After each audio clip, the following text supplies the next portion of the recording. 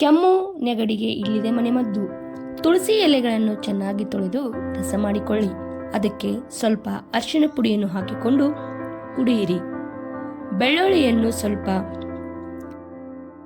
ಬೆಂಕಿಯಲ್ಲಿ ಸುಟ್ಟು ತಿನ್ನುತ್ತಾ ಬನ್ನಿ. ಕೆಮ್ಮು ನೆಗಡಿ ಶಮನವಾಗುತ್ತದೆ. ಶುಂಠಿ, ಮೆಣಸಿನ ಕಾಳು ಹಾಗೂ ಲವಂಗವನ್ನು ಕುಟ್ಟಿ ಪುಡಿ ಮಾಡಿಕೊಳ್ಳಿ. ಬಳಿಕ ಈ ಮಿಶ್ರಣವನ್ನು ನೀರಿನಲ್ಲಿ ಕುದಿಸಿ ಕುಡಿಯಿರಿ. ಮುಖ್ಯವಾಗಿ ಕೆಲವರಿಗೆ ಮೈ ಉಷ್ಣತೆ ಜಾಸ್ತಿಯಾಗಿ ನೆಗಡಿ ಕೆಮ್ಮು ಬರುವ ಸಾಧ್ಯತೆ ಹೆಚ್ಚು.